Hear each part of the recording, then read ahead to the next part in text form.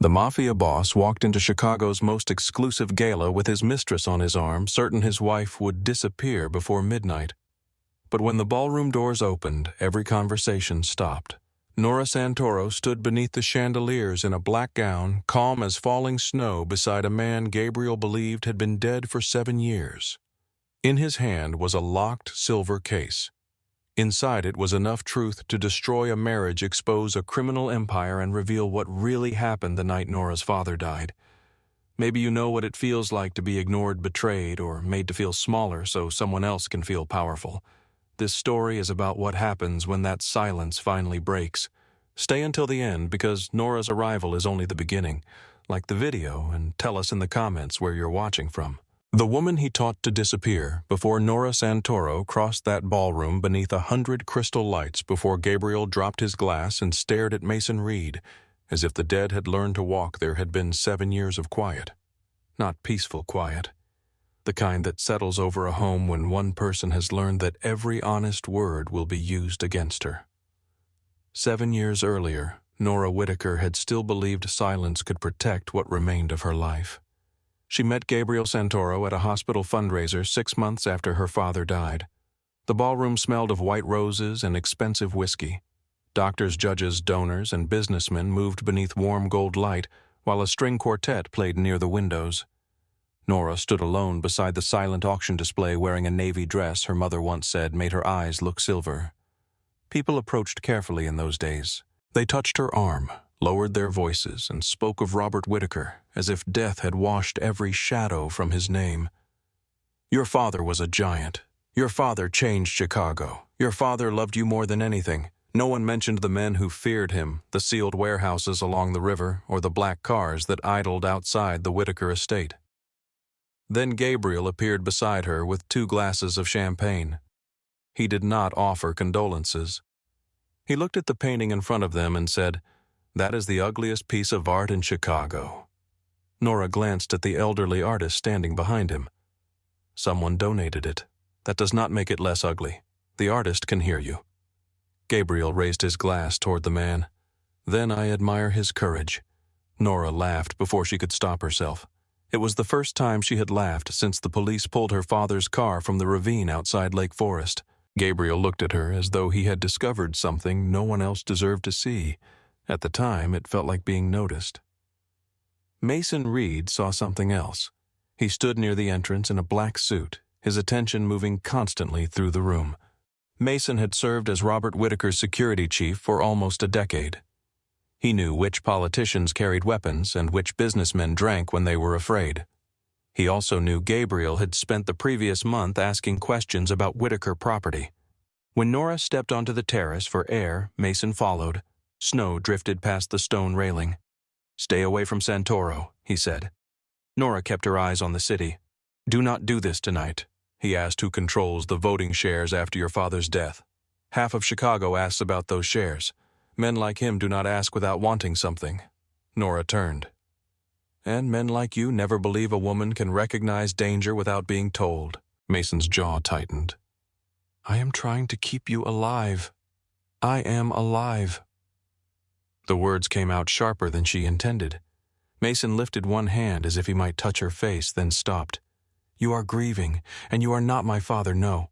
The answer carried something she was too exhausted to examine. Through the glass doors, Gabriel waited beside her empty chair. For once, Nora said, "I want to choose something without the Whitaker name choosing for me." Mason stepped aside. 3 months later, she married Gabriel in a stone chapel near Lake Michigan. Mason did not attend. By the end of the week, he had disappeared from Chicago. Gabriel said Mason had taken work overseas. Later, he claimed Mason had stolen from her father. Whenever Nora asked for proof, Gabriel kissed her temple and told her not to reopen old wounds. At first, marriage felt like a room filled with sunlight. Gabriel made breakfast after late meetings. He left notes beside her coffee. He listened to stories about her mother and never seemed intimidated by the Whitaker name. He told Nora he did not want her money. He said it so often that she stopped wondering why he needed to say it. The changes came quietly. At their first anniversary dinner, Gabriel spent 40 minutes on the phone. When the waiter asked whether Nora wanted another glass of wine, Gabriel answered for her. "She is finished." Nora looked at him. I was going to order another. Gabriel smiled at the waiter. My wife does not know when she has had enough. The waiter laughed because Gabriel did. In the car, Nora told him he had embarrassed her. You embarrassed yourself, Gabriel replied. Do not become one of those women who turns everything into a test of power. His voice was gentle. That gentleness was part of the trap.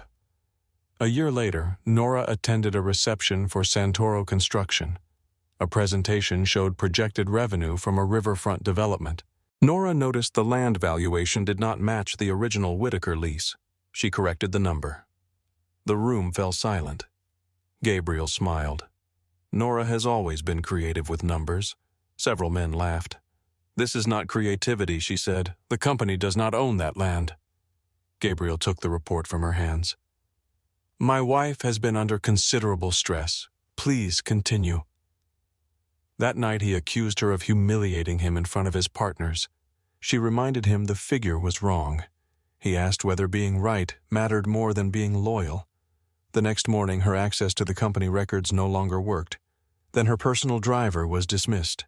Then her accountant retired without warning. Then Diane Porter, the Whitaker family attorney, stopped being invited to meetings. Every loss arrived wrapped in a reasonable explanation. The driver was unreliable. The accountant wanted more time with his grandchildren. Diane was too attached to the old ways. Nora still lived above the city in a penthouse filled with silk glass and polished stone. Staff called her Mrs. Santoro. Magazines photographed her beside Gabriel at charity dinners. From the outside, nothing had been taken. Inside the marriage, every door required his permission. When Gabriel removed her name from the household investment accounts, he called it protection. The markets are unstable, he told her. You do not need the pressure. My father taught me to read a balance sheet before I was 16. Your father also drove his family into a world where people died over balance sheets. Nora went still. Gabriel saw the wound and pressed harder. Let me handle the things he should never have placed on your shoulders. For a while, she mistook control for care because he delivered it in the language of concern. Then Sabrina Cole entered their lives. She was hired to soften Gabriel's public image before the casino licensing hearings. She had red lips, dark curls, and the confidence of someone who expected every room to make space for her. Sabrina laughed at Gabriel's stories before he reached the ending. She touched his sleeve when she spoke. She called Nora lucky. Hotel charges eventually arrived at the penthouse by mistake. 2 rooms, 1 reservation, 3 nights in New York. Nora placed the statement on Gabriel's desk. Are you sleeping with her? Gabriel removed his watch and set it beside the lamp. Yes, no apology, no denial. How long does the number matter? It matters to me. Sabrina understands what it means to stand beside a man with responsibilities. She adds energy to a room. His gaze moved over Nora. You make every room feel like a funeral. The words left no visible mark, but Nora felt something inside her split. Gabriel touched her cheek. You wanted honesty. Do not punish me because you cannot survive it. That night, Nora sat at the kitchen island until dawn, studying her reflection in the black window. She looked pale, smaller than she remembered, like a woman standing several steps behind her own life. Gabriel expected her to leave. Instead, she began watching. He stopped hiding Sabrina's calls. He sent flowers to her office from the family account. He came home wearing another woman's perfume and left stained shirts where Nora would find them. Each insult invited a reaction. Gabriel wanted anger he could record and present as instability. Nora gave him silence. He thought he was winning. He did not understand that silence had changed shape. One rainy afternoon, a property tax notice arrived in a plain white envelope. It was addressed to Whitaker Maritime Holdings and listed a warehouse along the Chicago River. Nora knew the property. Her father had taken her there when she was 12 and shown her how cargo moved from rail to water. After his death, Gabriel told her the warehouse had been sold. The notice said otherwise. His study was locked, so Nora waited until he left for dinner with Sabrina. She opened the door with a silver pin from her mother's sewing case. Inside the bottom drawer, she found files bearing names from her childhood. Whitaker Maritime, North Lake Storage, Harbor Crown Insurance. Companies that were supposed to be dissolved were still active. Some owned the land beneath Gabriel's hotels. Others guaranteed loans for his construction projects. A network Nora believed had vanished was holding his empire upright. Then she found her signature beneath a transfer of $12 million to an offshore account. She had never seen the document. Nora stood in the dark study listening to rain strike the windows. For the first time in years, fear did not make her retreat. It made everything sharper. She photographed every page and called Diane Porter from a payphone in a grocery store parking garage.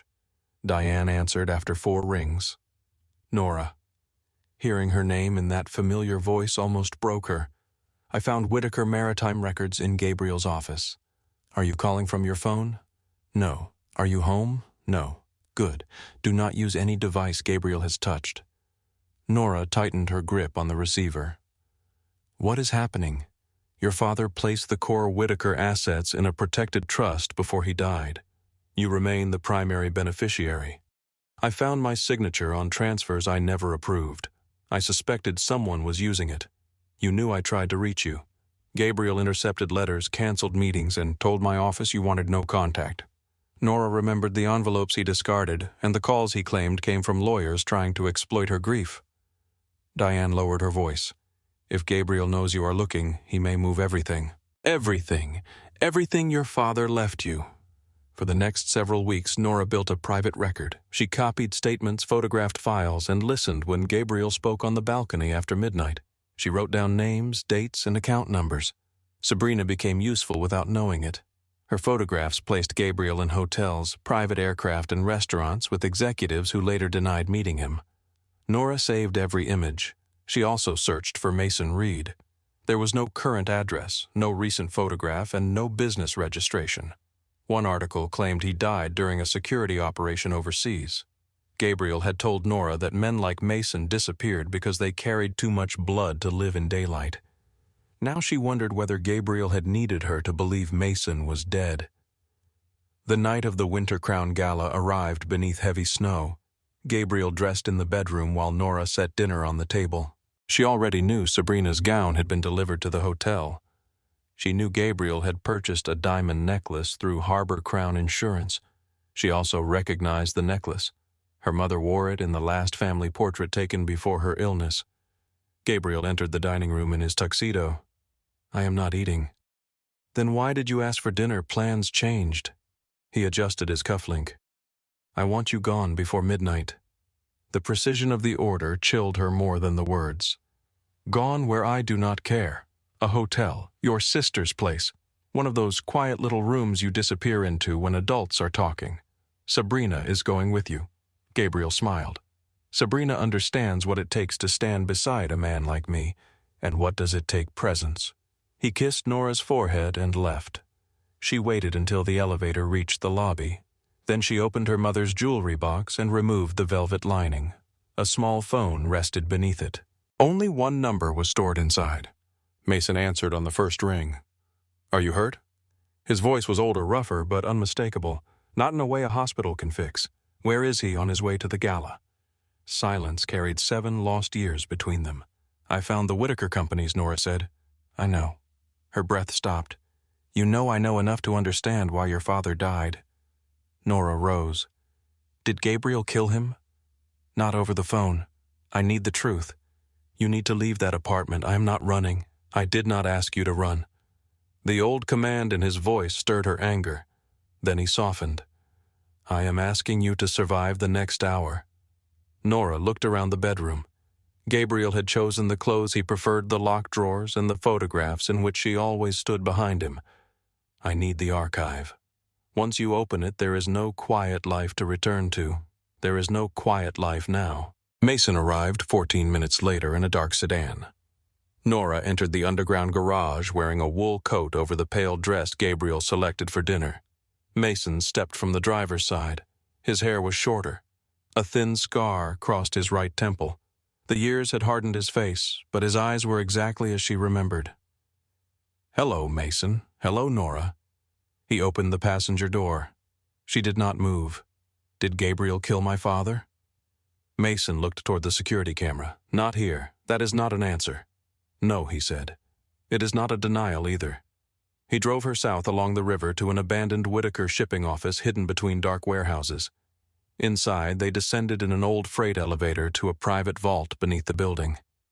When the steel door opened, Nora stopped. Her childhood existed inside that room. Her mother's jewelry cases stood beside sealed corporate books. Her father's ledgers filled one shelf. Maps of shipping routes covered the walls. Black file boxes carried dates from the month before Robert Whitaker died. Mason opened a folder filled with letters addressed to Nora. Each had been returned, intercepted, or marked undeliverable. "I did not leave because I wanted to," he said. "Someone fired into my apartment 2 days after the funeral. You should have told me." "I tried." He showed her the trust documents. Robert had placed 48% of several companies into a protected structure for Nora. The trust controlled land voting shares, insurance guarantees, and debt tied to nearly every major Santoro enterprise. Gabriel owned the names on the buildings. The Whitaker Trust owned what stood beneath them. Diane appeared on a secure screen. She explained that Nora could challenge Gabriel's authority, but Charles Bellamy remained a co-trustee. Nora remembered Bellamy as the man who brought books on her birthdays and stood beside her father at every major decision. "He has ignored me for 6 months," Diane said. "If Gabriel moved this much money, Bellamy either failed to see it or chose not to." "What does Gabriel need from me?" Nora asked. "Public acknowledgement, a signature, a transfer, something that proves you knowingly exercised control." Nora thought of the Gala, her mother's necklace, and Gabriel's order to disappear. He had not only wanted to humiliate her, he wanted her emotional, visible, and careless. Nora opened her mother's jewelry case. The Whitaker diamond earrings rested against black velvet. She wore these whenever a man expected her to lower her eyes. Mason watched as Nora replaced the pale dress with the black gown stored in the vault. When she returned, her hair was pinned away from her face, and the diamonds caught the cold light. "You look like yourself," he said. "No. I look like the woman they were afraid I might remember." Mason locked the original documents inside a silver case and secured it to his wrist. Then he offered Nora his hand. She looked at it. "Do not walk in front of me." A faint smile touched his mouth. "I would not dare." Their car stopped beneath the glass canopy of the lakefront Crown Hotel. Through the window, Nora saw Gabriel posing beside Sabrina in a scarlet gown. Her mother's necklace rested against Sabrina's throat. Reporters shouted Gabriel's name while he smiled like a man who believed every door in Chicago belonged to him. Nora placed her hand on the door handle. "Let him finish pretending." The empire beneath his feet let him finish pretending. Mason stepped out first. Snow swept beneath the hotel canopy as Mason opened Nora's door. She placed one heel onto the carpet. The noise around the entrance changed. Conversations weakened. Cameras turned. A name moved through the crowd in a whisper. "Whitaker." Nora rose from the car in black silk, her mother's diamonds bright against her skin. The pale woman Gabriel had left in the penthouse was gone. She did not hurry. She did not search the crowd for approval. Mason closed the door behind her, the silver case secured to his wrist. Sabrina noticed the cameras moving away from her. Her smile faltered. Gabriel followed their attention and saw his wife crossing the carpet. For 1 second, he forgot to perform. His hand tightened around Sabrina's waist. His eyes moved from Nora's dress to the Whitaker earrings, then to Mason. The color drained from his face. Gabriel recovered before the reporters did. He smiled and lifted one hand. "Nora, I thought you were feeling unwell." Nora stopped several feet away. "I feel better than I have in years." Nora's gaze settled on the necklace around Sabrina's throat. "That belonged to my mother." Sabrina touched the diamonds. "Gabriel said he bought it in Geneva." "Gabriel says many things." A camera shutter snapped. Gabriel stepped between them. "This is not the place." Nora looked through the glass doors at the ballroom beyond him. "It is exactly the place." He lowered his voice. "You need to leave." Mason moved beside Nora. Gabriel stared at him. "You are supposed to be dead." Mason's expression did not change. "You always did confuse silence with burial." The nearest reporters heard him. More cameras turned. Gabriel's jaw hardened. "You have no business here." Mason lifted the silver case slightly. "My business is attached to my wrist." Nora stepped around Gabriel and entered the hotel. He could either follow his wife into the ballroom or remain outside while Chicago watched her take the night from him. He followed. The orchestra was finishing a slow piece when the first guests noticed Nora. The music weakened, then stopped as players looked toward the entrance. Crystal chandeliers hung above white linen tables. Beyond the windows, Lake Michigan disappeared into darkness and snow. Senators, judges, bankers, and developers watched Nora cross the ballroom. She had attended the gala 6 times as Gabriel's wife. No one had ever watched her enter. An elderly banker stood without realizing it. A former state judge whispered something to his wife. Across the room, Victoria Shaw set down her champagne and looked directly at Nora's earrings. Gabriel moved quickly to regain control. He climbed the steps to the stage and took the microphone from the master of ceremonies. "Ladies and gentlemen, forgive the interruption. My wife has decided to surprise us." Nora continued toward the stage. Gabriel extended a hand as though welcoming a confused spouse. She did not take it. "Sabrina understands how demanding public life can be," he said. "Nora has always preferred privacy." Nora faced the room. Privacy is what a man calls it when he speaks for a woman until everyone forgets she has a voice. The laughter died. Gabriel lowered the microphone. "Enough." Nora held out her hand. He looked at it. The microphone, Gabriel. His smile remained, but his eyes sharpened. "You are making a scene." "No, I am correcting one." Victoria Shaw rose from her table. "Give her the microphone." Gabriel could refuse his wife. Refusing Victoria Shaw would cost him more than pride. He gave Nora the microphone. Mason climbed the stage and placed the silver case on a table. He entered a code, unlocked the cuff, and opened the first latch. Gabriel watched his hands. "What is in there?" Nora looked at him. "The part of your story you left out." Mason opened the second latch. Inside lay several sealed folders, corporate books, certified documents, and the original brass seals of companies Gabriel had claimed no longer existed. Diane Porter entered through a side door with a court officer and 2 witnesses. Her silver hair was pinned at the nape of her neck. She wore the same dark blue suit she had worn at Robert Whitaker's funeral. Gabriel's expression shifted. "Diane, Mr. Santoro, you are trespassing." Diane looked around the ballroom. "According to the property records, Mrs. Santoro owns the building. Gabriel ordered hotel security to remove them. The security chief checked a document on his phone and remained still. Mrs. Santoro is listed as principal owner through Crown Lake Property Trust. I own this hotel." "No," Nora said. "You operate it." She nodded toward the large screen behind the stage. Diane handed a drive to the event technician. Gabriel stepped toward the control table. Mason blocked his path without touching him. "Move." "No." "You think standing beside her gives you authority?" Mason's eyes remained on Gabriel. "No, the records do." The screen changed. Gabriel's charity logo disappeared, replaced by a map of companies' leases, trusts, and financial guarantees. Lines connected Santoro Construction to Whitaker Maritime Holdings. Santoro Logistics connected to North Lake Storage. The Crown Lake Hotel connected to a land trust created 20 years before Gabriel claimed to have purchased the property. Nora faced the ballroom. 10 minutes ago, my husband stood on this stage and told you he built an empire from nothing." Gabriel reached for the microphone. Mason caught his wrist. Nora continued. "Gabriel did build something. He built a throne inside a house my family paid for." The screen displayed the structure. The Whitaker Trust owned 48% of Santoro Logistics, the land beneath 3 hotels, the master lease for Gabriel's casino project, and the insurance reserves guaranteeing his largest loans. Without those guarantees, the banks could demand repayment. Without the voting shares, Gabriel did not control the board he had filled with loyal men. A banker removed his glasses and read the screen again. Gabriel laughed too loudly. "These are old structures, dormant companies. My attorneys resolved this years ago." Diane removed a certified document from the case. No resolution was filed. Gabriel turned toward her.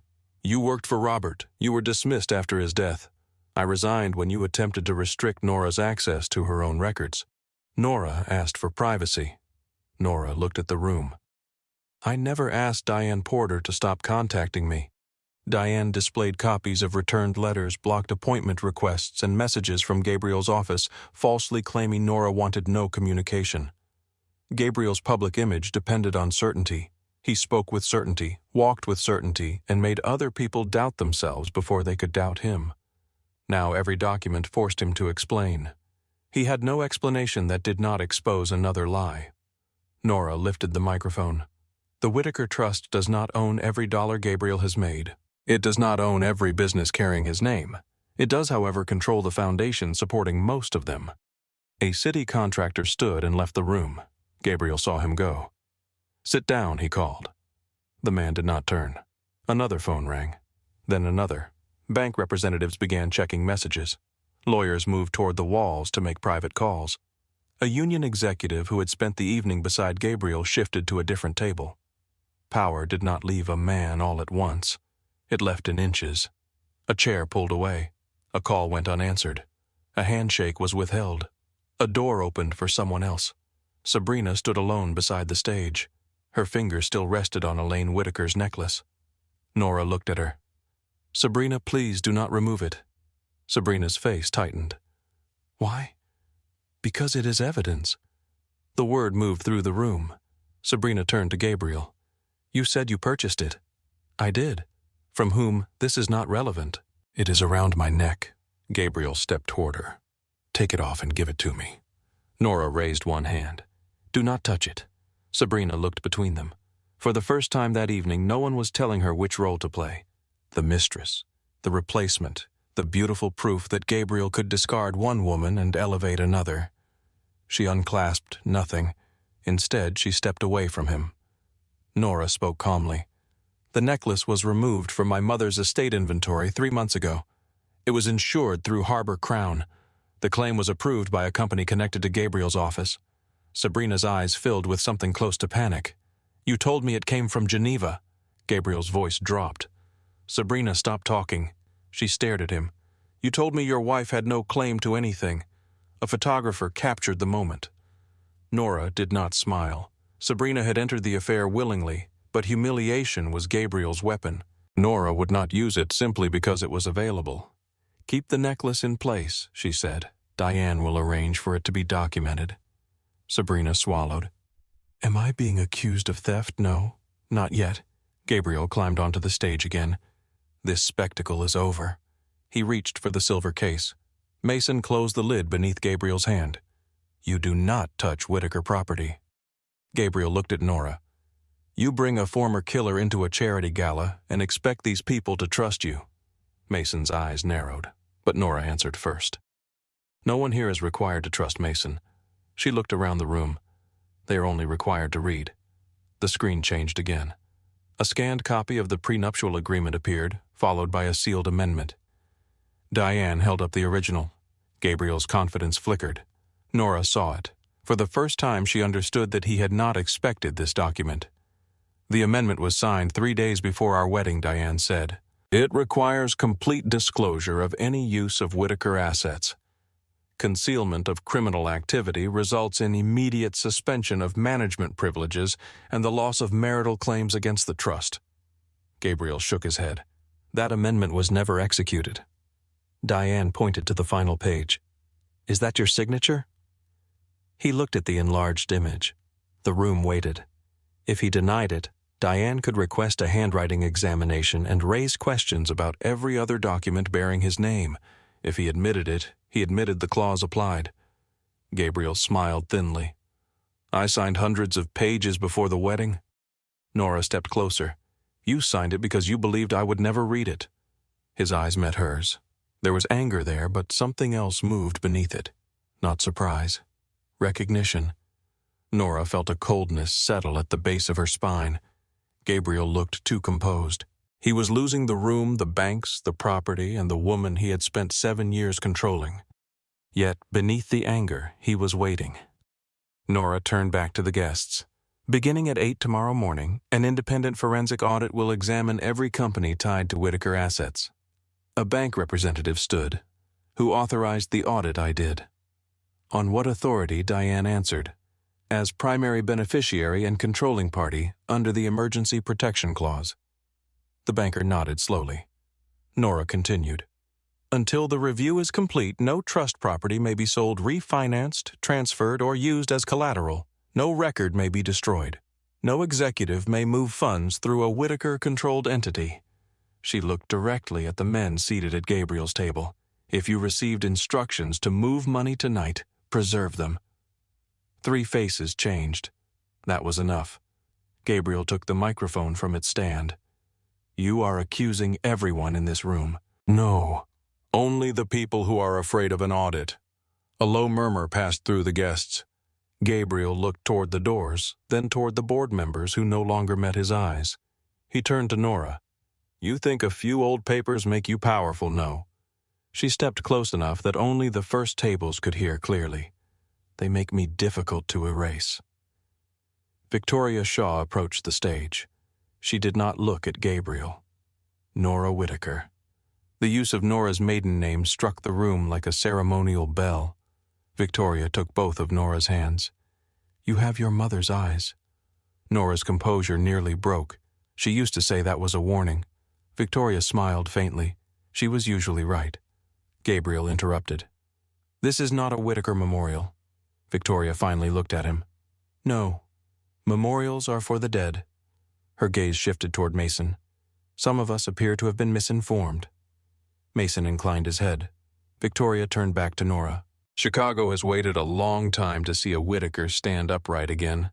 Nora glanced at the corporate map behind her. I am not here to restore my father's empire, good Victoria said. It deserved to end. The room became still. Nora had expected gratitude, perhaps loyalty to her family name. She had not expected condemnation from one of her mother's closest friends. Before she could respond, Victoria released her hands and stepped aside. The sentence remained. It deserved to end. Gabriel heard it too. He smiled for the first time without effort. Even your mother's friends remember what your family was. Nora looked at him. I remember enough. Do you? His voice lowered. You opened a case full of trust records in front of federal judges, bankers, and reporters. You announced control over companies you claim not to understand. You told witnesses you have the authority to freeze assets. I do have that authority. That is what I needed you to say. The coldness in Nora's spine spread. Diane's phone vibrated. She looked at the screen. Her face changed. Mason noticed immediately. What is it? Diane did not answer. Gabriel stepped closer to Nora, his back to the ballroom. From a distance, it might have looked intimate. A husband speaking privately to his wife after a public disagreement. His smile never reached his eyes. You always were beautiful when someone else wrote the plan. Nora held his gaze. What did you do? I waited. For what? For you to stop hiding. Behind them, the screen went dark. The event technician looked at his controls. I did not turn it off. Diane moved toward Nora. The trust has been frozen. Nora turned. What an emergency federal order was filed less than an hour ago. Mason's voice sharpened. On whose petition? Diane read quickly. The Department of Justice received a financial crimes complaint supported by internal records from Santoro Logistics and Whitaker Maritime. Gabriel adjusted his cuff. Nora stared at him. You filed it? No. Bellamy. Gabriel said nothing. That silence was an answer. Diane continued reading. The complaint named Nora Whitaker Santoro as the hidden controlling party behind a network of shell companies used for money laundering, wire fraud, illegal political payments, and offshore tax concealment. It included annual reports bearing her signature. It included transfers approved with her digital credentials. It included emails in which she appeared to instruct executives to conceal beneficial ownership.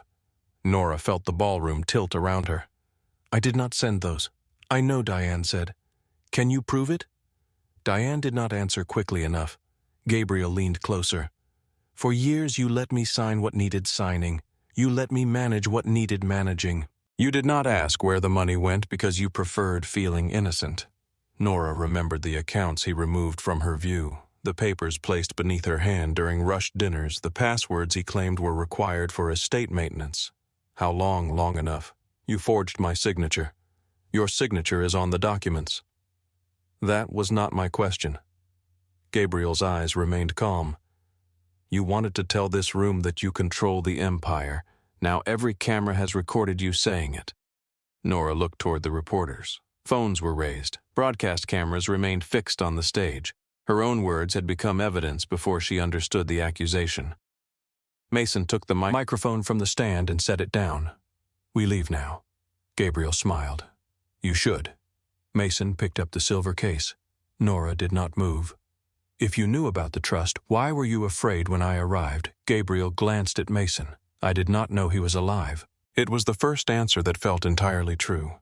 Mason's face revealed nothing. Gabriel looked back at Nora. The documents were expected. The dead man was not. Diane stepped between them. We need to speak privately. Gabriel raised his voice enough for the nearest tables. Why Nora wanted everything public? Guests watched with uncertainty now. Minutes earlier, Nora had appeared to hold every advantage. The legal language on Diane's phone had changed the room again. The banker who had nodded at Nora now avoided her eyes. The contractor who left did not return. Several guests began speaking to their attorneys. Power returned to Gabriel in small movements, not because they trusted him, because they feared being tied to her. Sabrina remained beside the stage, one hand over the necklace. She looked at Gabriel as though seeing the shape of a room she had entered without checking for locks. "What did you do?" she whispered. Gabriel ignored her. Nora turned toward him. "You brought her tonight because you knew I would come. I brought her because I knew you would either disappear or react, and both served you. Silence made you look uninvolved. Anger made you look guilty." Nora's hand tightened around the microphone. "You used Sabrina to provoke me." Sabrina looked at him. "Gabriel?" He did not deny it. The hurt on her face appeared before she could hide it. For the first time, she and Nora stood on the same side of the truth, even if neither wanted the other there. Mason moved closer to Nora. "We need to go." She looked toward the ballroom doors. Through the glass beyond the entrance, blue and red light moved across the snow. Conversations stopped again. This silence was different from the one that greeted Nora. That silence had contained awe. This one contained fear. Diane closed her eyes for 1 second. "They are here." Gabriel buttoned his jacket. Nora watched federal agents enter the lobby. At their head was a broad-shouldered man in a dark overcoat. He spoke briefly to hotel security, then looked through the open ballroom doors toward the stage. His eyes settled on Nora. Gabriel leaned near her ear. "You should have stayed invisible." Nora faced him. "No." The first federal agent stepped into the ballroom. "I should have learned sooner who needed me to be." The trap built in her name. "I should have learned sooner who needed me to be." The federal agents crossed the ballroom in a straight line. No one moved to stop them. The man at the front removed his gloves as he approached the stage. He was broad through the shoulders, his dark overcoat wet with melting snow. His expression was neither cruel nor sympathetic. It was practiced. Mrs. Nora Whitaker Santoro Nora lowered the microphone. "Yes. I am Special Agent Daniel Price with the Federal Bureau of Investigation." He showed his credentials, though every camera in the room had already turned toward him. "We have a warrant for your arrest." A sound moved through the ballroom, softer than a gasp and sharper than a whisper. Nora looked at Diane. Diane stepped forward. "On what charges? Wire fraud, money laundering, conspiracy to conceal beneficial ownership, falsification of trust records, and obstruction of a federal investigation. She has not obstructed anything." Price kept his eyes on Nora. "She will have an opportunity to answer the allegations." Mason moved between them. Price stopped. "Sir, step aside." Mason did not. "You are not putting her in handcuffs in front of these cameras." Price glanced toward the press gathered near the ballroom doors. "That decision is no longer yours." Mason's voice dropped. "Then move the cameras." Gabriel watched from the edge of the stage. His face had settled into concern, the expression of a husband witnessing a tragedy he could not prevent. Nora knew that face. He had worn it at her father's funeral. He had worn it when he told her Mason had vanished. He had worn it every time he injured her and then asked why she was hurting. She placed one hand on Mason's arm. "Not here," she said. He looked at her. "Not like this." His body remained tense beneath her hand. "If they touch you, they are going to touch me, Nora." She held his gaze. "I need you outside, not inside a cell beside me." The anger in his face shifted into something more dangerous. Helplessness. She had seen it once before on the night her father died, when Mason arrived at the hospital with blood on his shirt and smoke in his hair. Nora turned to Price. "May I give my property to my attorney?" Price looked at the silver case. "Not until it has been examined." It contains original trust documents protected by attorney-client privilege. Diane stepped beside Nora. I can identify the privileged material. Price considered the ballroom, the witnesses, and the cameras, opened the case on the table. Mason entered the code. 2 agents photographed the contents. Diane separated legal correspondence from corporate records, while Price observed. Gabriel took 1 step closer. That case may contain evidence. Nora looked at him. You seem very familiar with the evidence. Price turned toward Gabriel. Mr. Santoro, do not interfere. Gabriel raised both hands. I am only concerned about my wife. Nora almost laughed. Instead, she watched Diane close the case and take possession of it. Then Price removed a pair of handcuffs. The metal caught the chandelier light. For 7 years, Gabriel had locked Nora inside rooms without visible doors. Now the doors were visible to everyone. Price approached carefully. Nora held out her hands. The first cuff closed around her wrist. Cameras flashed. The second cuff closed. Gabriel stood where Nora could see him. His face remained solemn. His eyes did not. As agents led her from the ballroom, guests stepped away.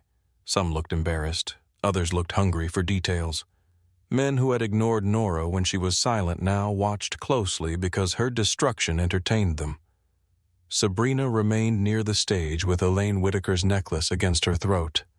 She looked at Gabriel. He did not look back. Nora passed them without speaking. At the ballroom doors, Gabriel leaned close enough for only her to hear. You wanted your name back. Nora stopped. He smiled with his mouth alone. Now it is on every charge. Price guided her forward. Cold air struck Nora's face as the agents led her beneath the glass canopy. Snow melted against her bare shoulders. Reporters shouted questions. Did you use the Whitaker Trust to launder money? Did your husband know? Did you stage the Gala confrontation to hide your crimes? Did you kill your father? Nora's steps faltered. Price placed 1 hand near her elbow. Keep moving. She entered the back of a black federal vehicle.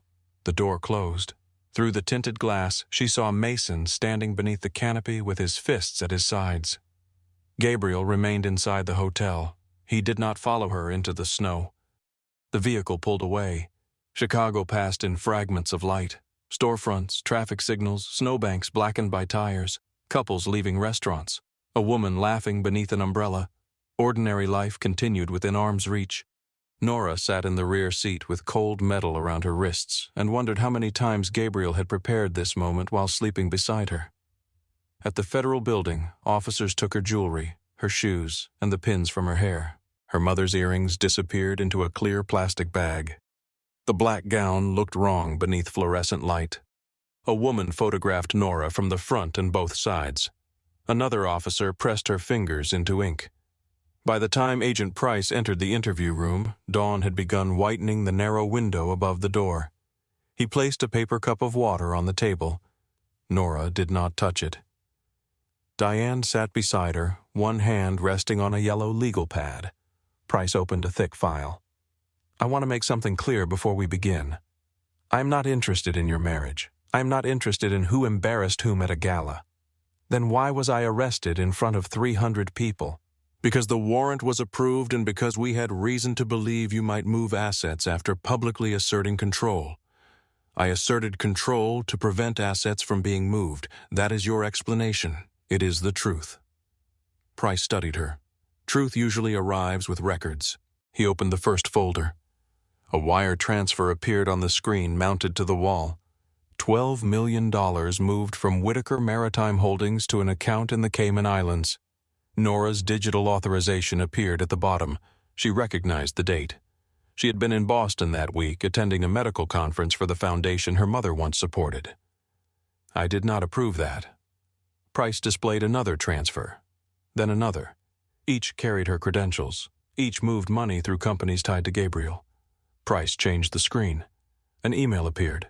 Proceed through the secondary holding company. Do not disclose Whitaker ownership on the compliance form. Gabriel cannot be informed until the political payments are complete. The message was signed Nora W. Santoro. I did not write that. The account was registered to you. Gabriel controlled the household servers. Did he control your personal password? He controlled everything. Price leaned back. That is a broad statement. It is an accurate one. He played an audio recording. A woman's voice spoke through static.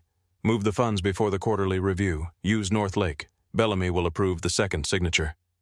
The voice sounded like Nora, not similar, identical. Her stomach tightened. Price stopped the recording. Is that your voice? It sounds like me. That was not my question. Nora heard Gabriel in the wording and hated that the recognition made her feel weak. I never had that conversation. Price opened another folder. Annual reports bearing Nora's signature, insurance statements, trust declarations, a document identifying her as the controlling beneficiary of several foreign companies. A draft memorandum described how Gabriel would be blamed if regulators discovered the transfers. Nora read the first paragraph twice. The language was clinical, precise, and written to make her appear cold enough to sacrifice her husband. Price watched her face. Your husband may be involved in criminal activity, Mrs. Santoro. That does not make you innocent. Diane spoke before Nora could. My client has answered your questions. We need time to examine the records. Price closed the folder. There is one more issue. He displayed a bank statement. Millions of dollars had been deposited into an investment account linked to Nora's Social Security number. I have never seen that account. It paid property taxes on a residence in Vermont. I do not own a house in Vermont. The deed lists a trust created for your benefit. Diane wrote something on the legal pad. Price continued. We also found an application for citizenship in another country. Nora looked up. What country, Malta? I have never been there. The application contains your photograph. Gabriel had not only built a criminal record in her name, he had built an escape plan. A false life waiting to be discovered when investigators needed proof she intended to flee. Diane closed her notebook. This interview is over. Price stood. Mrs. Santoro will be transferred to federal detention until the bail hearing. Nora remained seated. How long have you been investigating these companies? Price paused. Several months. Who gave you the records? That is confidential. Was it my husband? Price did not answer. Diane touched Nora's wrist. Do not ask another question. Price gathered the files. At the door, he looked back. For what it is worth, Mrs. Santoro, I do not think your husband gave us everything. Nora stared at him. What does that mean? It means men who tell the truth usually do not edit it so carefully. The door closed. Hours later, Gabriel requested a private meeting. Diane objected. Nora agreed. They placed Gabriel on the other side of the interview table. No handcuffs, no officer inside the room.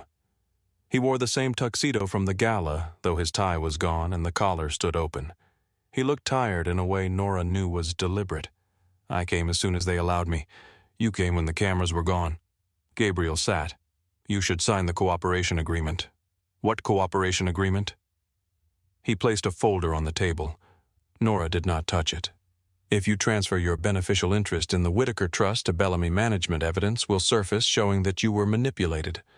Evidence you created, evidence that can save you. You forged my signature. Gabriel leaned back. Your signature appears on documents you never read. You placed them in front of me. You signed them. You lied about what they were. You chose not to ask. Nora looked at him across the steel table and saw the architecture of their marriage. Every dinner interrupted by papers. Every rushed signature.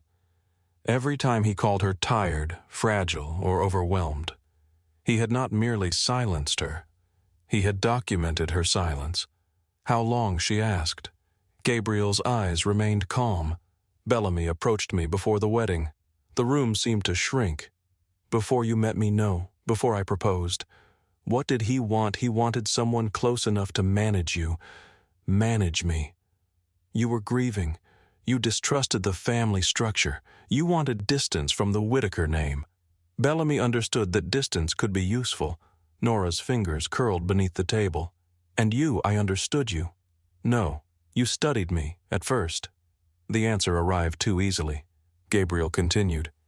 Bellamy needed access to dormant companies. I needed capital. The trust had both. Once we were married, you stopped attending meetings. You signed what I placed in front of you. You let me become the public face. You made sure I stopped attending. I made it comfortable. You made it impossible. Same result. Nora wanted to strike him. The desire passed through her like fire and left behind something colder. What happened after that? For 3 years we moved small amounts. Payments no one would notice, old accounts, forgotten properties.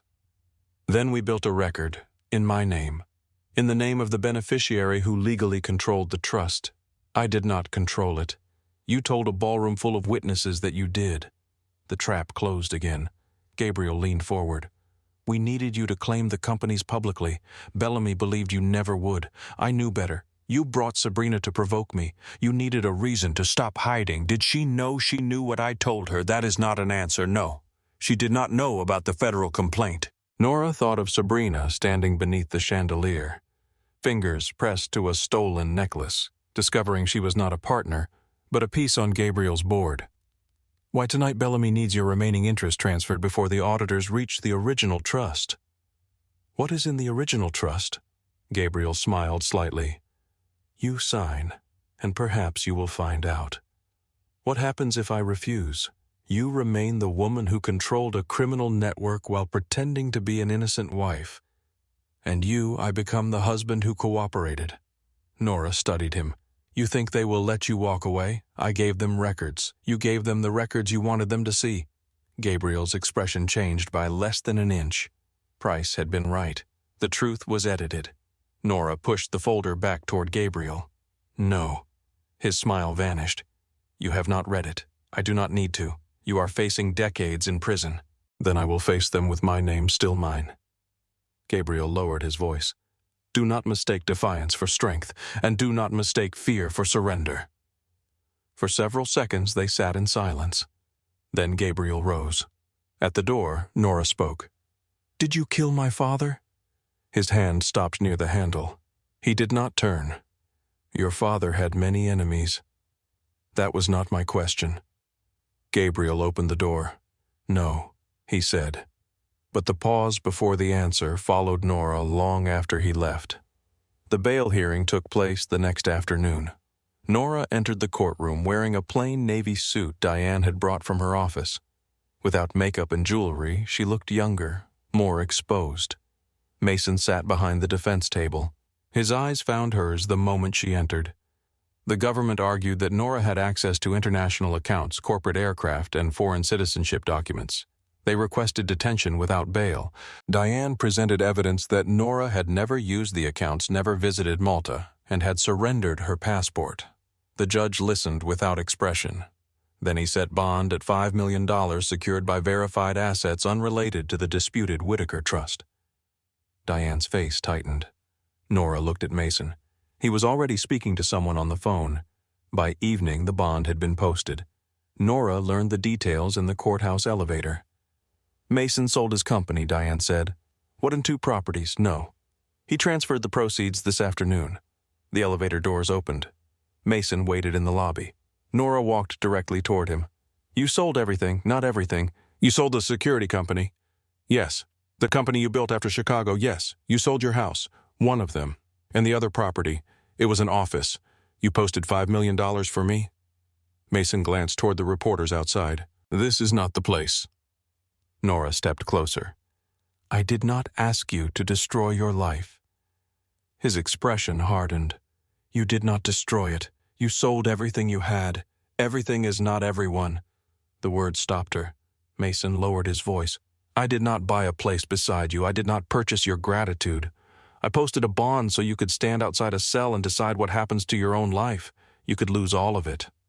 I know. What if I am convicted? Then I lose money. What if they come after you? They already did once. Nora looked at the scar near his temple.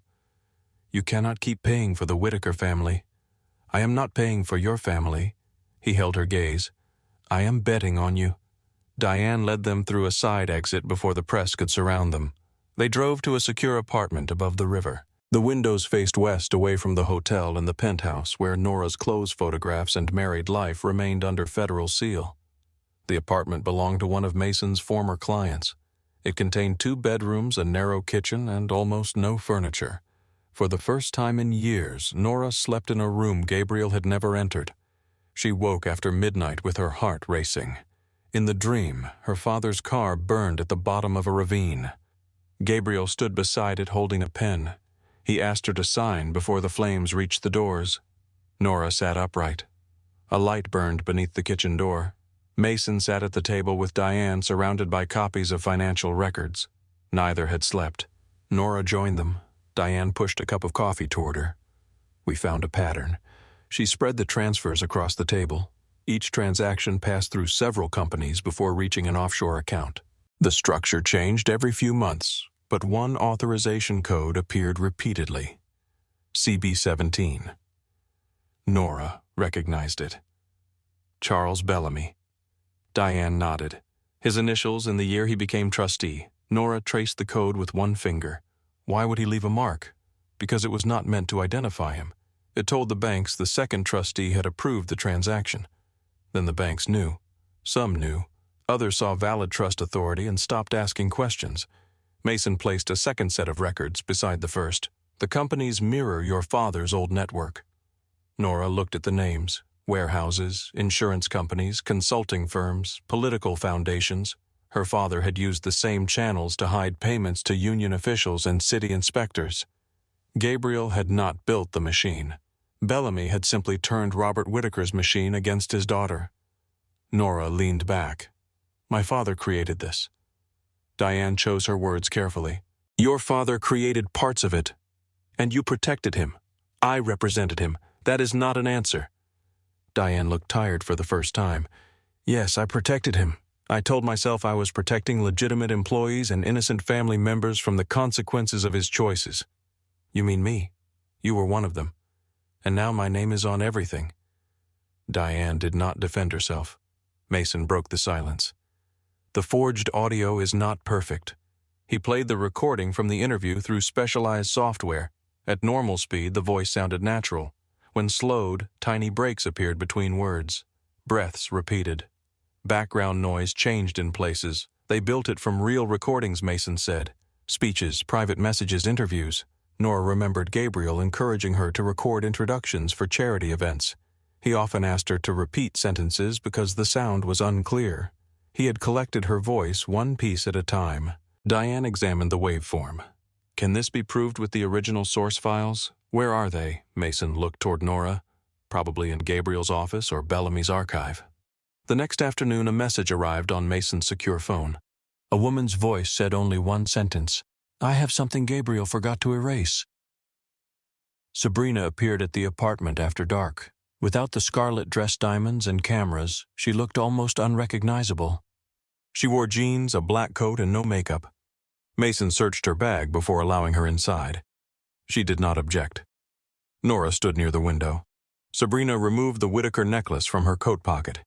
It rested inside a clear evidence bag. I gave the hotel photographer permission to document it before I left.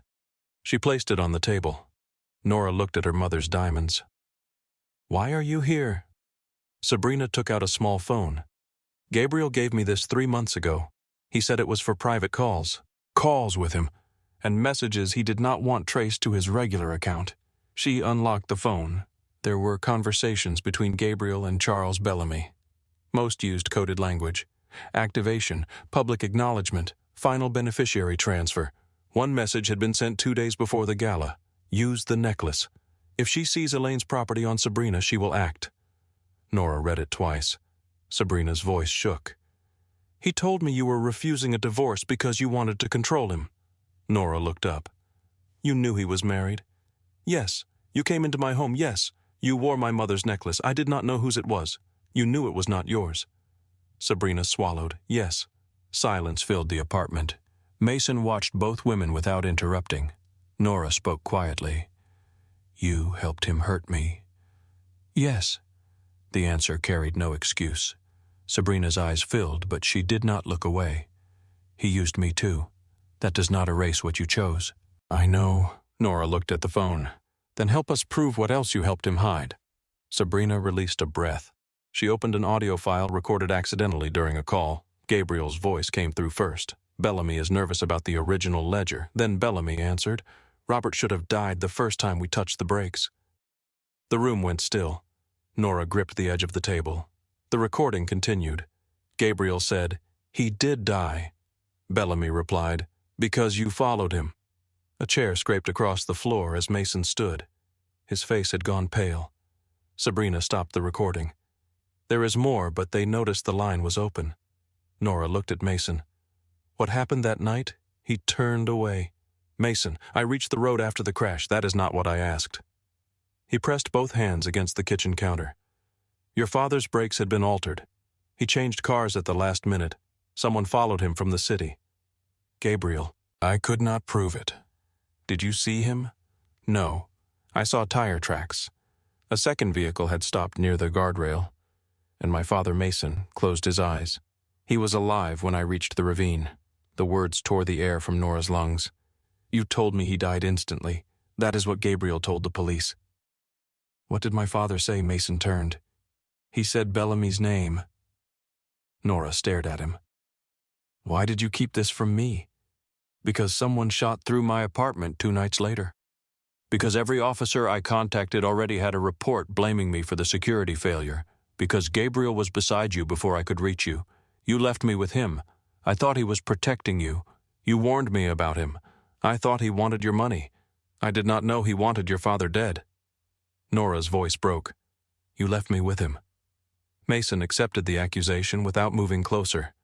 Yes, the simplicity hurt more than an excuse. Nora walked into the bedroom and closed the door. She sat on the floor beside the bed until the room became dark. No one followed her. For years, she had imagined her father's final moments as sudden, a violent turn, glass, metal, then nothing. Now she saw him trapped inside the car, conscious enough to know he had been betrayed. Gabriel had arrived at the hospital before the press. He had held Nora in the corridor while she cried. He had known. A soft knock came after midnight. Nora opened the door. Mason stood in the hall. I am sorry. She looked at him. You say that as if it can hold all of this. It cannot. Why did you answer when I called? Because I have answered that phone every day for 7 years. She searched his face. You kept the number. I kept everything. Why? His voice became quieter. Because I loved you before you married him. Because I loved you after. Because leaving did not change it. Nora looked away. I cannot carry that tonight. I did not ask you to. Mason stepped back. I only wanted you to know why I answered. He turned. Nora caught his hand. The contact stopped them both. She did not kiss him. She did not ask him to stay. She held his hand until her breathing slowed. Then she released it. By morning, Nora had studied every message on Sabrina's phone. Bellamy avoided direct orders. He asked questions. He suggested outcomes. He made Gabriel believe each decision belonged to him.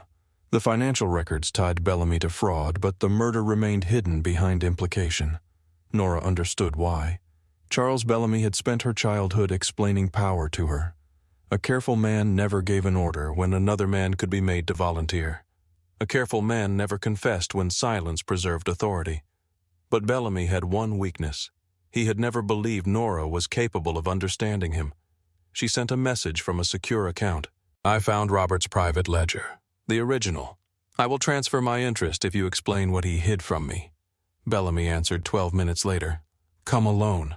The location was an abandoned Whitaker shipping terminal on the south branch of the river. Diane objected immediately. He will know it is a trap. He will believe I am frightened. You are frightened. Yes.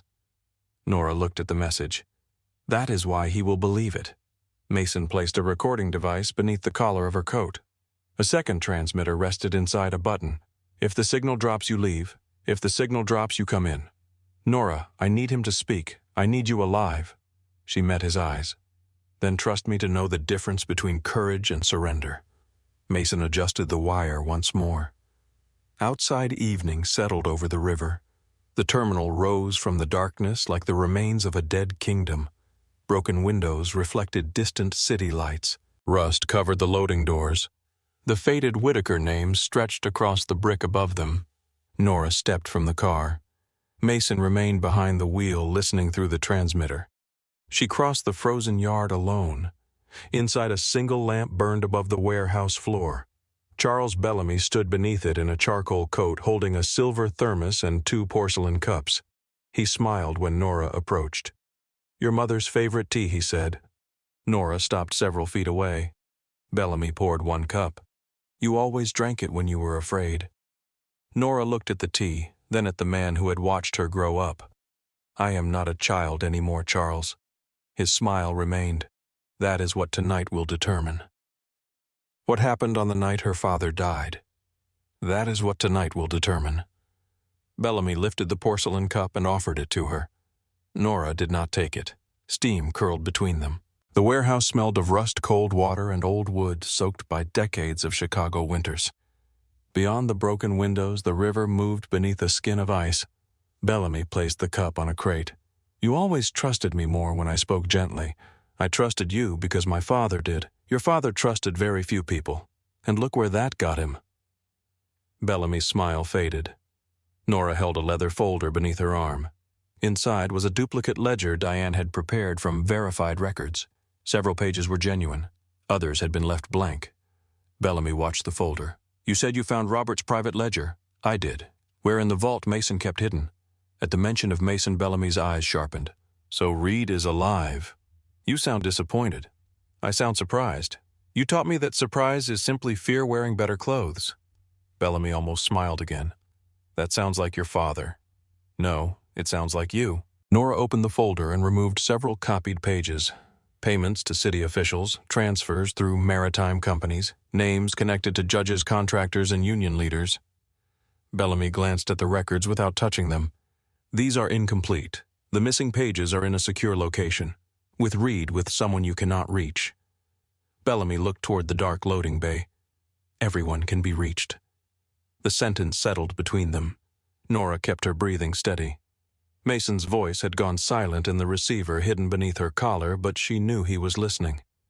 Bellamy moved toward the old loading platform. When your father brought me into this company, these docks were dying.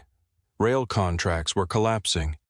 Banks would not lend to men with immigrant names or union problems. Robert understood that survival required relationships.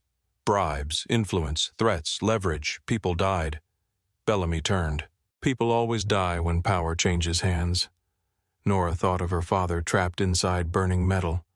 Did my father believe that too, for most of his life? What changed Bellamy's gaze shifted to the faded Whitaker name painted across the far wall. Your mother. The answer struck more deeply than Nora expected. What did she do? Elaine made him imagine that he could keep the empire and remove the blood from it. She spoke of transparency, restitution, independent boards, and public trusts. Beautiful words from a woman who never had to negotiate with the men who kept this city running. My mother knew exactly what kind of men surrounded her. She knew enough to fear them. She knew enough to oppose them. Bellamy poured a second cup of tea. Your father delayed her reforms for years. After she died, the guilt became unbearable. He began closing accounts and cutting off political payments. He intended to sell the shipping companies and publish records that would have destroyed everyone who helped him build them, including you, including thousands of employees. Nora stepped closer. You always hide yourself inside a crowd. Bellamy's fingers tightened around the thermos. He would have ruined families. He would have exposed crimes. Those are not always different things. Nora opened another page. This payment went to the mechanic who serviced my father's brakes. Bellamy looked at the amount. Then he looked at her. Where did you get this from the ledger? That entry was not in Robert's books. There it was. A small answer offered too quickly. Nora let the silence expand. You know what was in his books. Bellamy set the thermos down. I managed his accounts. You knew what he recorded. I knew how he thought. You knew which evidence had to disappear after he died. Bellamy's expression became still. Nora continued. My father changed cars that night. Bellamy said nothing. He was supposed to leave the city in the sedan Gabriel arranged to have serviced. Instead, he took the coupe from the Lake Forest house. No reaction. Someone followed him. Bellamy looked past her. Reed has filled your mind with suspicions. Mason did not tell me Gabriel was there. Bellamy's eyes returned to hers. That was careless of him. Nora felt her pulse beat against the hidden microphone. You know Gabriel was there. I know Gabriel was often where he was not invited. Did you send him? Bellamy walked toward Nora until only several feet remained between them. You came here claiming you wanted the truth. But truth is not a door, Nora. It is a blade. Once you hold it, you cannot complain about the blood. My father's blood was already on it. Bellamy studied her face. For a moment, Nora saw the man from her childhood. The man who brought her books and taught her how to calculate interest. The man who stood beneath an umbrella at her mother's funeral and promised she would never be alone. Then the tenderness vanished. Robert left us no choice. The words entered the warehouse softly. Nora did not move. Say that again. Your father had become reckless. Did you order his death? Bellamy looked almost offended. I do not order death. You arrange circumstances. I solve problems. Was my father a problem, he was going to surrender decades of records to federal prosecutors.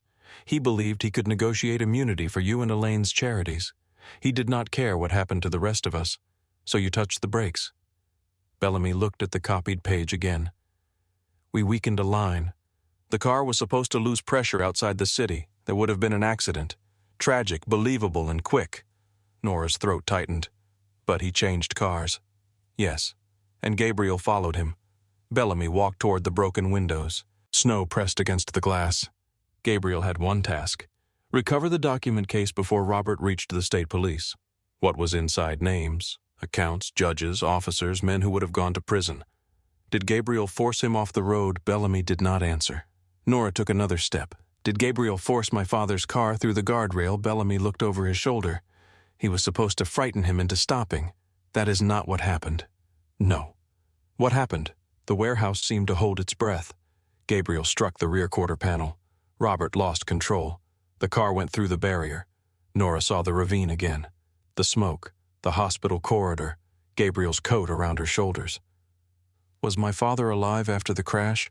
Bellamy looked at her for a long time. Yes, the word nearly folded her in half. She forced herself to remain standing.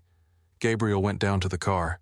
He needed the case. My father was conscious. Yes, did he ask for help? Bellamy turned away. Nora's voice rose. Did he ask Gabriel for help? He knew what Gabriel had done. That was not my question. Bellamy faced her. Yes. The answer shattered something Nora had protected for 7 years. Gabriel had stood beside a burning car while Robert Whitaker begged for help. Then he had gone to the hospital and held Nora while she cried. What did Gabriel do? He took the document case and left him there. The fuel line had ruptured. He left him there. Robert could not have survived. You do not know that. He was trapped. You do not know that. Bellamy's patience broke. He was dying. The words echoed through the warehouse. Nora stared at him.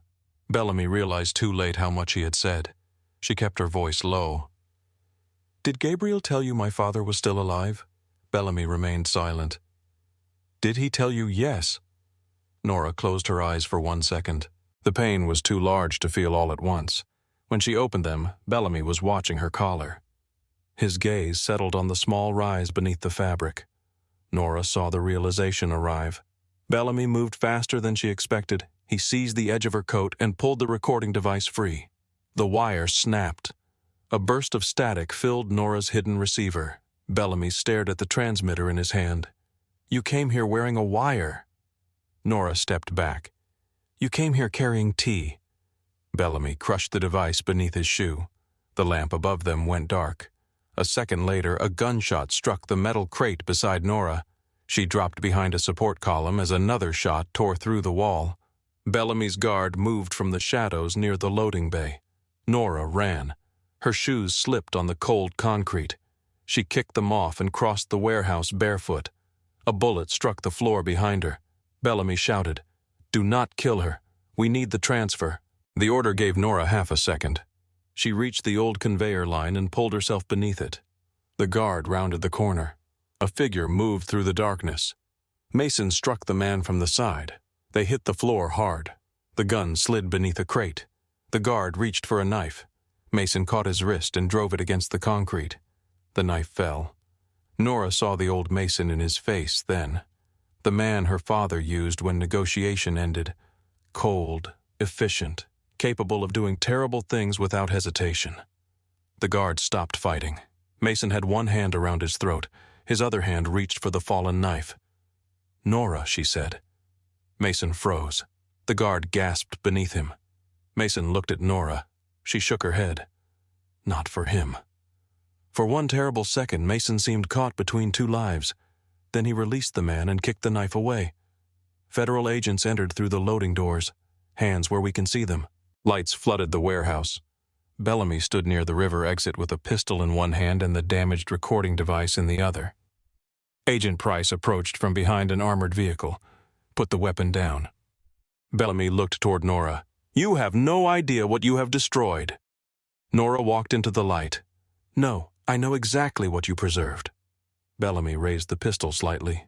Several agents aimed at him. Price spoke carefully. "Do not do this." Bellamy's eyes remained on Nora.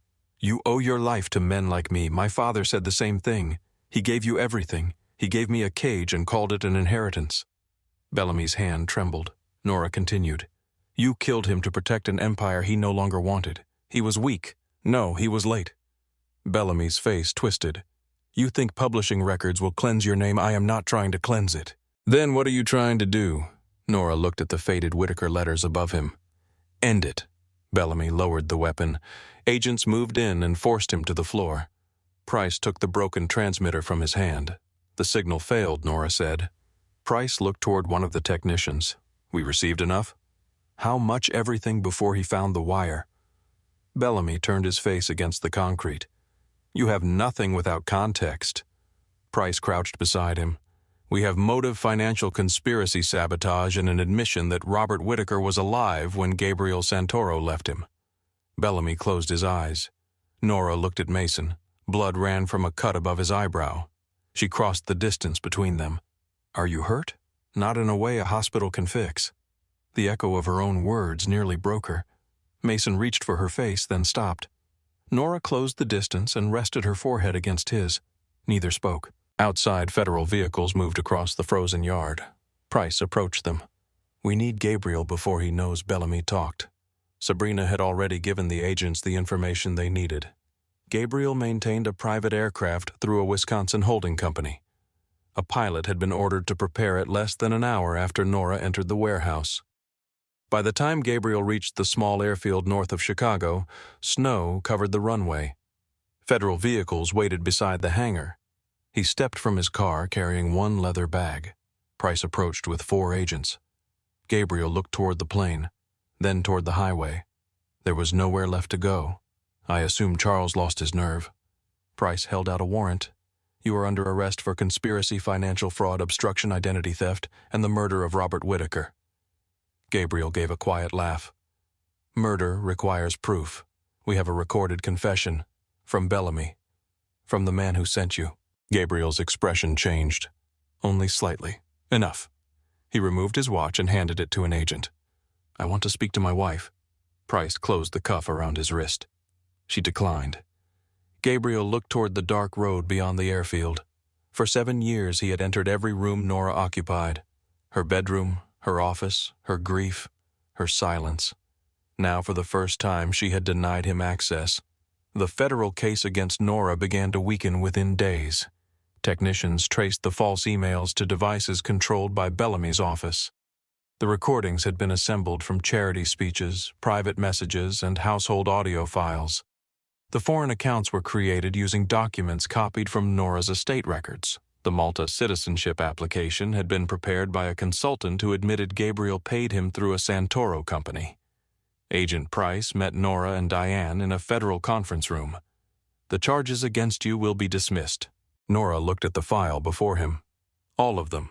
The fraud and money laundering counts tied to the forged records, and the Whitaker companies. Price folded his hands. "The government will continue examining whether family assets came from criminal activity." Diane spoke carefully. "We can challenge the scope of that investigation." Nora looked at her. "No." Diane paused. "We should at least protect legitimate holdings. We will protect employees' pensions and innocent investors." "What about the family name?" Nora turned toward the window. Below them, the river moved through the center of Chicago. "My father used that name to hide what he did. Gabriel used it to frame me. Bellamy used it to justify murder." She faced Diane. "I am done protecting it from the truth." The trial began 5 months later. The courthouse steps filled each morning with reporters, cameras, and protesters. Some carried signs supporting Nora. Others called the Whitakers criminals pretending to seek justice. Inside, the prosecution built the case slowly. Sabrina testified first. She wore a plain black suit and no jewelry. The prosecutor asked why she attended the gala with Gabriel. He told me he was ending his marriage. Did you know Nora Santoro would be there? No. Did he ask you to wear a specific necklace? Yes. Why? He said it would make a statement. What statement? That I had replaced her. The defense attorney rose. He described Sabrina as a jealous mistress seeking revenge after Gabriel abandoned her. Sabrina did not argue. I knew he was married, she said. You wanted his money. Yes. You wanted his wife's place. Yes. You are testifying because you hate him. I am testifying because I helped him hurt someone and because he believed that made me useful. The courtroom became silent. Mason testified next. He described the crash scene, Robert's final words, and the attack on his apartment after the funeral. The defense exposed his past, collections, threats, assaults committed while working for Robert Whitaker. You were an enforcer, the attorney said. Yes, you hurt people. Yes, you expected this jury to trust you, no? The answer unsettled the attorney. Mason looked toward the jurors. I expect them to examine the evidence. Trust is something I should have earned before I asked for it.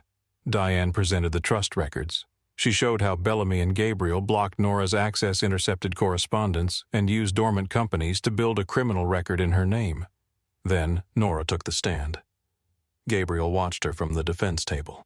The prosecutor asked about her marriage, her family, and the night of the gala. Nora answered without looking at him. The defense attorney approached. You benefited from the Whitaker fortune your entire life. Yes. You lived in luxury. Yes. You signed documents without reading them. Yes. You ignored your husband's business activities until he arrived at a gala with another woman. Nora looked at him. I began investigating before the gala, but his affair angered you. Yes. You wanted revenge. I wanted the truth. Only after you were humiliated. Nora remained still. The attorney turned toward the jury. Mrs. Whitaker wants you to believe she was an innocent woman surrounded by criminals. No, Nora said. He looked back. No, I benefited from a system I did not understand because I chose not to understand it. The attorney hesitated. Nora continued. My father taught me enough to recognize the machinery. I looked away because looking away allowed me to feel separate from it. Gabriel's eyes narrowed. That does not make me responsible for forged records or murder, Nora said, but it does make me responsible for what I do now. The attorney returned to the table. Nora looked toward the jury. I will spend the rest of my life helping repair damage connected to my family's name. But ignorance is not permission for two men to steal my identity, kill my father, and build crimes in my name. When Nora left the stand, she passed Gabriel. He whispered, You always knew how to perform. Nora stopped. No, Gabriel. She looked directly at him. You only knew the version of me that asked permission to speak. The jury deliberated for 4 days. Bellamy was found guilty of murder, conspiracy, racketeering, wire fraud, money laundering, and obstruction. Gabriel was found guilty of murder, conspiracy, identity theft, racketeering, financial fraud, and witness manipulation. The clerk read each count. Guilty, guilty, guilty. Gabriel did not look at the judge. He looked at Nora. Mason sat beside her. He did not reach for her hand. Nora reached for his. Gabriel watched their fingers close together. There was no possession in the gesture, no demand, no fear, only choice. For the first time, Nora saw that he understood what he had never been able to create. Love that stayed because it was free to leave. Officers led Gabriel toward the side door. He turned once. Nora did not look away. 3 weeks later, a letter arrived at Diane's office from the Federal Detention Center. Gabriel requested one final visit. The note contained 7 words. Ask me why I really married you. The name she chose to keep. Ask me why I really married you. Nora read the sentence twice. The letter contained no apology, no explanation, and no signature. Gabriel did not need one. Even from behind federal walls, he assumed his words would pull her back into the room. Diane stood beside the office window watching snow collect along the courthouse steps. You do not owe him a visit. I know. He will use whatever time you give him. I know that too. Mason waited near the door. He had said nothing since Nora opened the envelope. She looked at him. What do you think? Mason's eyes moved to the letter. I think Gabriel has spent 7 years teaching you that every question must be answered on his terms. That is not an answer, no. A faint sadness touched his face. It is me trusting you to decide whether you need one. Nora folded the letter and placed it inside her coat. 3 days later, she entered the federal detention center alone. The visiting room was colder than she expected. Gray walls, bolted chairs. Thick glass divided one life from another. Gabriel entered wearing a plain prison uniform. Without the tailored suits, the polished shoes, and the men who moved when he lifted a finger, he looked smaller. His hair had grown unevenly at the sides. There was a bruise near his jaw. He sat across from Nora and picked up the telephone. She waited before lifting hers. For a moment they looked at each other through the glass. This was the first room they had shared where Gabriel could not reach her. "You came," he said. You asked a question. I knew curiosity would win." "No, curiosity made me open the letter. Choice brought me here." His mouth tightened slightly. "You still need to correct every sentence. I spent years letting you finish mine." Gabriel leaned back. "I married you because Bellamy told me to. That is the answer you gave at the trial. It is true. It is incomplete." He watched her carefully. Nora understood the method. Gabriel always waited for another person to reveal what mattered first. He turned silence into pressure and uncertainty into confession. She no longer needed to fill it. Minutes passed. A guard shifted near the door. Gabriel finally spoke. "When I met you, every important man in Chicago knew your name. They lowered their voices around you even when you said nothing. They feared my father. They respected what you represented. They feared him. Call it whatever allows you to sleep."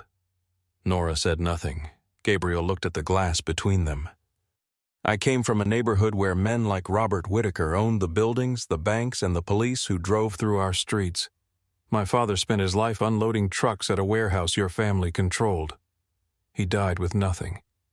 You told me your father owned a grocery store. He did for 11 months. Then the bank took it. Why lie? Because you looked at men differently when you thought they had chosen their lives." Nora absorbed the words. "You believed my name owed you something. I believed your family had taken enough, so you married the daughter. At first I wanted access. Bellamy offered the companies the loans and the introductions. You were part of the structure, part of the property." Gabriel smiled faintly.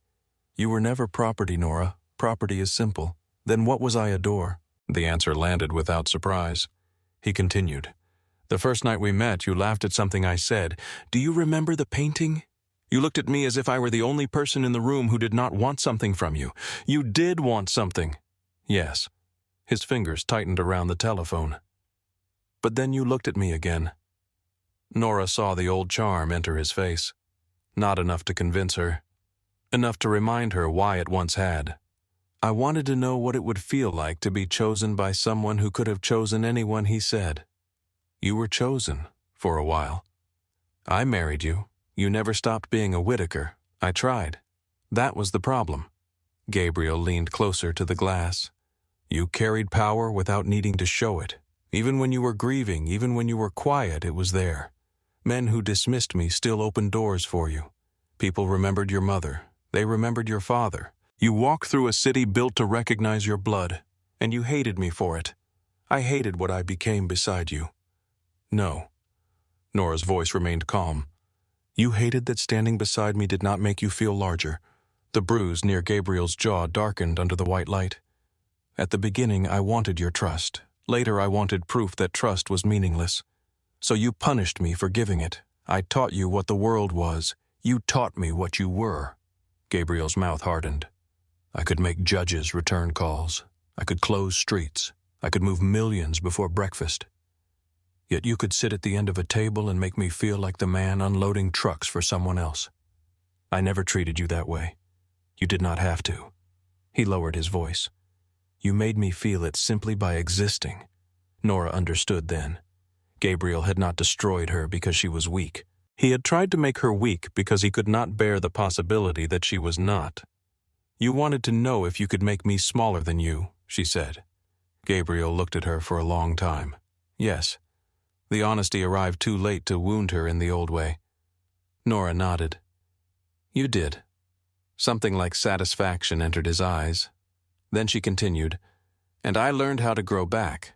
The satisfaction disappeared. Gabriel leaned toward the glass. Do not turn this into one of your speeches. It is not a speech. Then tell me something true. Did you ever love me?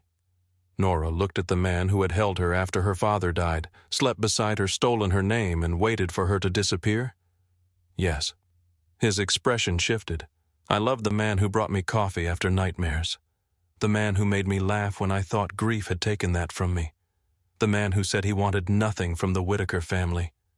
He was real. No. He was part of me.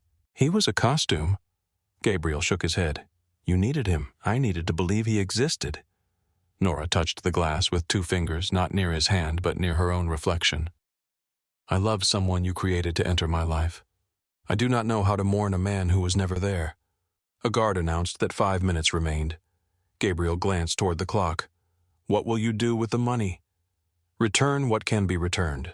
You cannot return an empire, no. But I can stop pretending it belongs to me. Bellamy said the government is taking half, more than half, and you are allowing it. Some of it was never ours. His laugh carried disbelief. You survived all of this only to surrender the thing everyone fought to control. Nora looked at him. That is why you still do not understand. Understand what walking away from stolen power is not surrender. The guard signaled again. Gabriel's voice sharpened. Mason will leave. Nora paused. Gabriel saw that he had reached something and continued. Men like him do not know how to live without war. He waited because waiting gave him purpose. When this is over, he will need another enemy. That is between Mason and me. He thinks he is different from me. He is. Because he asks permission before controlling you. Nora felt anger rise, but she did not give it to him. Mason is learning that protection without consent is another cage. And you think men change because women ask them nicely? No. She stood. I think people change when they accept that love does not excuse what they have done. Gabriel held the phone tighter. Nora. It was the first time he had said her name without ownership or performance. She placed the receiver back on the wall. He spoke through the glass, but she could no longer hear him. She turned and walked out. Outside the detention center, morning light spread across the snow. Mason waited beside the car. He did not ask what Gabriel said. Nora reached him and stood quietly beneath the pale sky. Then she placed the folded letter in a metal trash bin. Mason opened the passenger door. Nora looked at him. I do not want to go home yet. Where do you want to go? The river.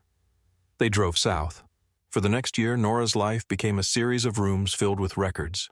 Federal offices, courtrooms, board meetings, warehouses, community centers. Every asset connected to Gabriel and Bellamy was examined. Properties purchased with criminal funds were seized. Companies built on fraud were dissolved. Accounts belonging to victims were identified where possible. The legitimate Whitaker holdings presented a harder question. Thousands of employees depended on them. Pension funds held shares. Families lived in buildings tied to old trusts. Destroying everything would punish people who had never met Robert Whitaker. Diane proposed a controlled restructuring. Independent boards replaced family management. Employee pensions were protected. Public auditors received permanent access. Profits from properties linked to documented crimes were redirected into restitution funds. Nora refused to place herself at the head of the new companies. At the final board meeting, one director asked why. Your name reassures investors, he said. My name reassured people while my father hid payments and Bellamy stole millions. That was not your fault. No, but pretending the name itself is valuable would repeat the same mistake. The director looked around the table. Then what do you want? I want the companies to survive without needing a family above the rules. The remaining legitimate assets were divided. A large portion went to restitution for victims of the Santoro and Whitaker operations. Another protected employees' pension funds and small investors harmed by the collapse. The operating companies were placed under independent leadership. The remaining funds created a public benefit organization focused on financial abuse, coercive control, and protection for people exposing corporate crime. Diane suggested naming it after Elaine Whitaker. Nora declined. My mother deserves to be remembered as more than the woman who tried to repair my father's damage. What will you call it? Nora looked toward the conference room doors. The Open Door Initiative. Victoria Shaw contacted Nora 2 weeks later. They met at the old Whitaker estate outside Lake Forest. The house had remained empty since the investigation began. Dust covered the piano. White sheets draped the furniture. Victoria carried a sealed leather folder. "Your mother gave me this before she became too ill to attend board meetings." Inside was a proposal written in Elaine's hand. She had documented criminally connected assets, political payments, and properties that should be sold. She wanted independent oversight victim restitution shelters for women experiencing financial control and legal support for employees pressured into criminal activity. Nora sat at her mother's desk and read every page. "Why did she give this to you? She was afraid your father would destroy it." Did he know eventually? What did he do? He delayed. He promised reforms, then said the timing was dangerous. After Elaine died, guilt pushed him closer to acting. Victoria touched the edge of the folder.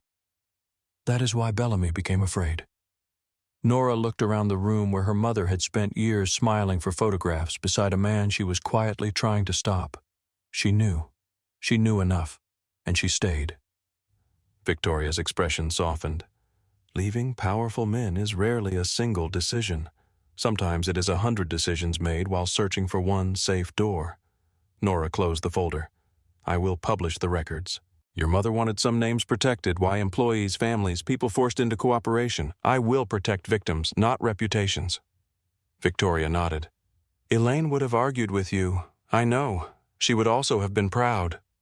Nora looked down at her mother's handwriting. For the first time, grief did not feel like an empty room. It felt like a conversation left unfinished. Mason remained near Nora during the investigations, but he did not move into her apartment. He began meeting with a therapist who specialized in former military and law enforcement trauma. He cooperated with authorities reviewing violence committed during his years with Robert Whitaker. Some nights he called Nora after a session and said very little. Other nights he admitted things he had never spoken aloud. "I hurt people because your father told me they were dangerous." "Were they?" "Some were." "And the others?" Mason looked away. "I did not ask." Nora understood the shame of that answer. They built their relationship slowly. Coffee after legal meetings, dinner in small restaurants where no one recognized them, walks beside the river without security cars following. Their first serious argument happened 6 months after the trial. Nora discovered 2 armed guards stationed outside her office. She called Mason. "Did you hire them?" "There was a threat." "That was not my question." "Yes. Without asking me, I did not want to frighten you. You decided for me. The threat mentioned the warehouse, and you still decided for me." Mason arrived at her office 20 minutes later. The guards waited in the hallway. "I was trying to keep you alive," he said. Nora stood behind her desk. "Then ask me what living looks like." Mason opened his mouth. She held up one hand. "Do not explain why your fear should become my cage." He looked toward the guards. Then he dismissed them.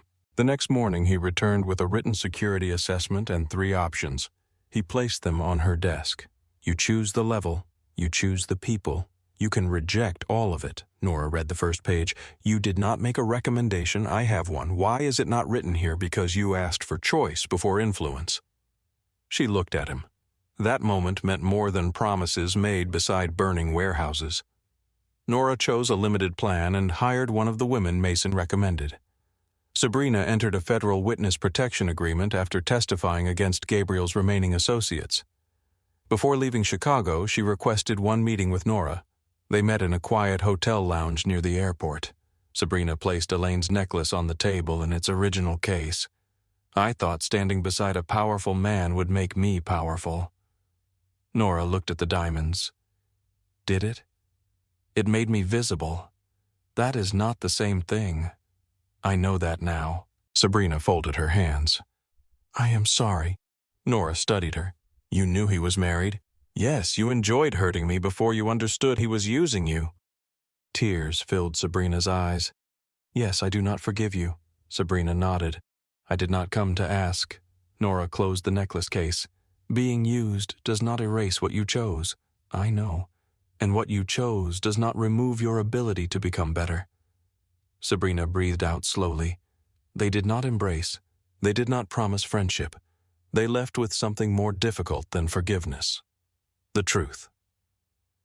The Open Door Initiative accepted its first major case 8 months later.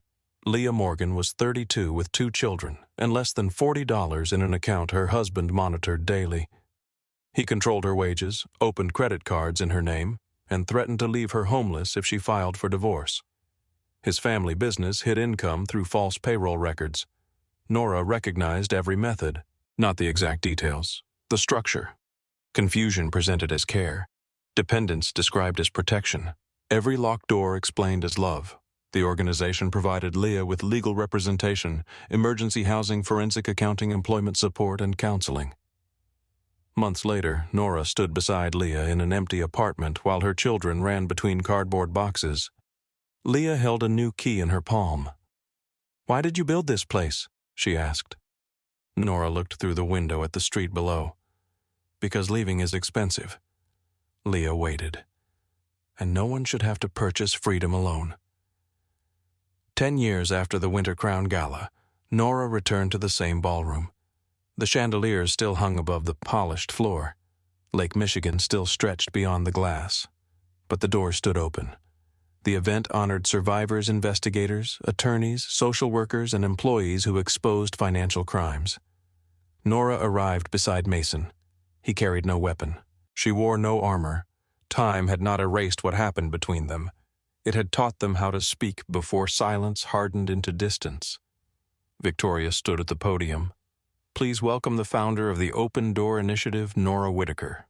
Nora had kept the name, not because it was clean, not because it deserved protection. She kept it because guilty men no longer controlled what it meant.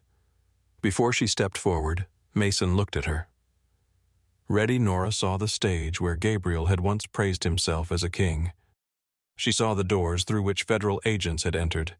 She remembered the cold metal closing around her wrists. "No," she said. Mason smiled. Nora looked toward the waiting room. "But I am done waiting to feel ready." She walked beneath the chandeliers. The doors remained open behind her. Outside, the snow had stopped.